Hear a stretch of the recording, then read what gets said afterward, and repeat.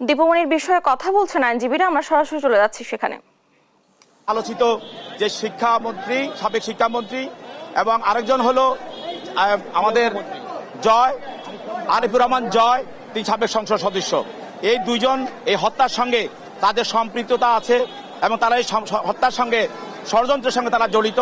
এই মর্মে তাদেরকে এই মামলায় 10 দিনের রিমান্ড প্রার্থনা করা হয়। তদন্ত কর্মকর্তা তাদের 10 দিনের রিমান্ড চান এবং রিমান্ড শুনানি অন্তে, দরখাস্ত শুনানি অন্তে এবং আসামি পক্ষে একজন অ্যাডভোকেট আতাউর রহমান, তিনি আসামি দ্বয়ের রিমান্ড দরখাস্ত নামঞ্জুর পূর্বক আসামিকে জামিন প্রার্থনা করেছিলেন।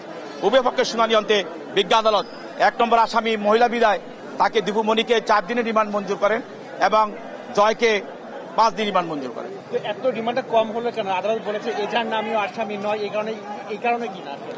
আসলে আমরা তদন্ত কর্মকর্তার এক্সপেক্ট ছিল তারা যে ধরনের ঘটনার সঙ্গে জড়িত এবং এটা একটা হত্যা মামলা, এই হত্যা মামলায় আমরা মনে করি এই রিমান্ডটা পর্যাপ্ত নয়।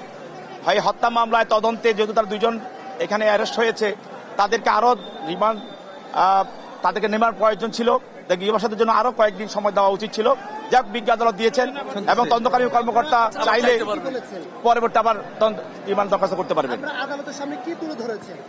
আদালতের সামনে আমরা এমন কিছু ধরি নাই, তুলে ধরেছেন তদন্ত কর্মকর্তা। তদন্ত কর্মকর্তা বলছেন যে 1 নম্বর আসামি দীপুমণি, তিনি এই যে ছাত্র জনতার যে আন্দোলন, এই আন্দোলনের সঙ্গে দমন করার জন্য যে হত্যাযজ্ঞ হয়েছিল এটার সঙ্গে সে জড়িত এবং প্রত্যক্ষভাবে সে বিভিন্ন ঘটনার সঙ্গে সে জড়িত এবং সরকারের বিভিন্ন অপকর্মের সঙ্গে সে জড়িত এবং সে বলেছে যে আমাদের যে শিক্ষা ব্যবস্থাটা, এই শিক্ষা ব্যবস্থা এই দীপুমণি ধ্বংস করে দিয়েছে। আমাদের ছেলে মেয়েদেরকে এই 15 বছর মেধা শূন্য করার পিছনে তাকে দায়ী করা হয়।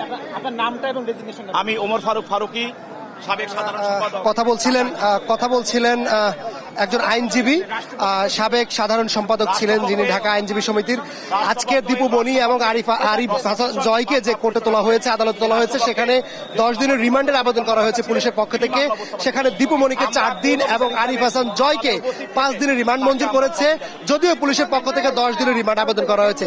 সব মিলিয়ে বলা চলে যে আজকে তাদেরকে যে হত্যা মামলাটি তোলা হয়েছে, সেই হত্যা মামলায় তাদেরকে মূলত এই রিমান্ড দেওয়া হয়েছে। তো এই ছিল আমার কাছে আদালত পাড়া থেকে সর্বশেষ সংবাদ।